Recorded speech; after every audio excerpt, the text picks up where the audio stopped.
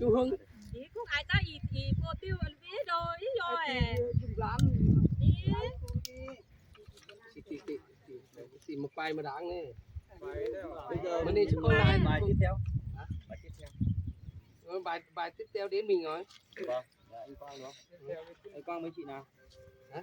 Anh Quang mấy chị nào? 4 người chứ bây giờ. Vâng. Vẫn các ở để hình nè. Cũng phải chuyển. Quay một bài nữa đây.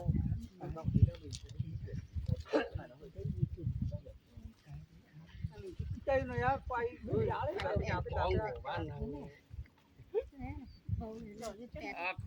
còn nhiều bài quá rồi. hết bạc của em rồi Còn nhiều bài như đâu. đâu nhờ những ai hát được bà hát một bài hai bài Ê, tí nữa mình giảm tăng một phát nhân viên. chơi đô thì tới giảm phang đó nè Bài thứ hai là bài chào xuân nhá. Chào Sơn. Vâng, bây giờ mọi người dịch ra chỗ góc cuối kia cho em ạ.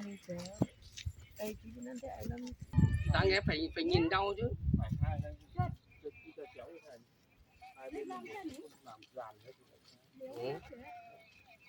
Mắt nhìn nhau ấy với đây ấy liên quả hai chị đứng gần nhau Mà phải là ai đang không được tách ở đấy nữa. Anh nghe đứng Hai chị này dựa vào nhau nhé. Còn hai này đừng tách ra nhé. Hả?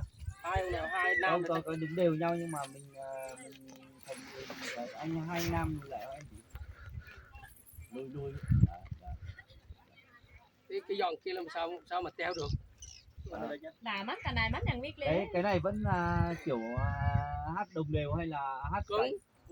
Hát đồng đều. Chào xuân chưa? Chào xuân là vẫn đôi nam hát trước một dòng trước. Thế thì là cứ xếp đều nhau đi, ngang nhau vào nhau đi. Thì vẫn là phải rồi, anh kia hát thử là anh đi cạnh hát thử là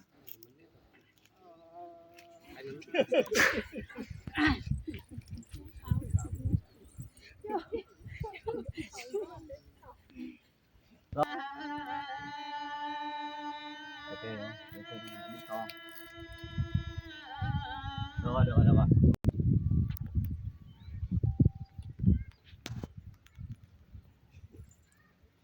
ta thì chùi nhỉ. Rồi các bác nhìn về đây nhá, anh kia cũng sang nhìn về đây nhá, và chạy đây nha. Rồi xin mời.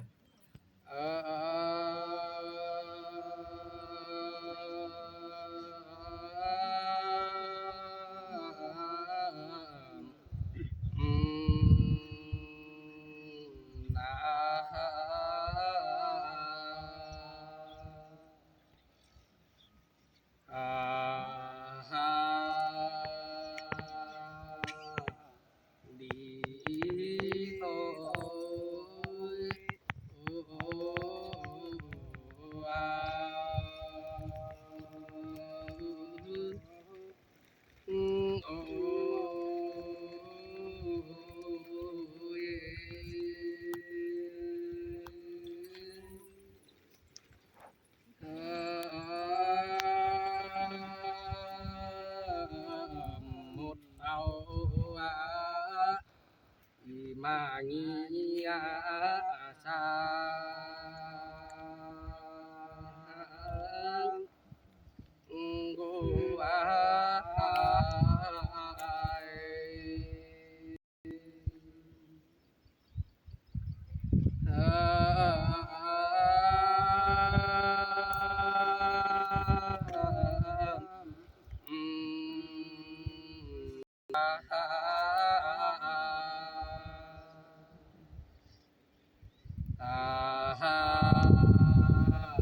mà ôi kun sâu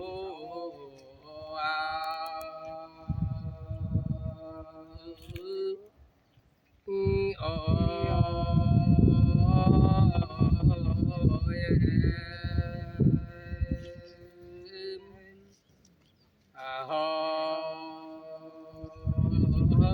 bèn ngon thì mỏi mẹ ngon ngô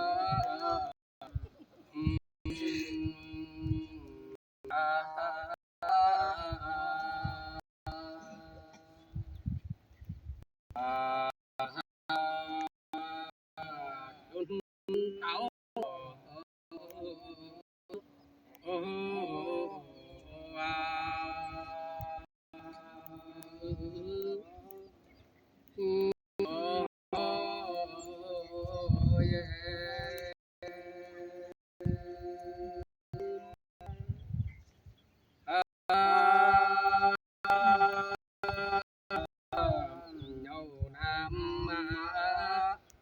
đòi kén cháy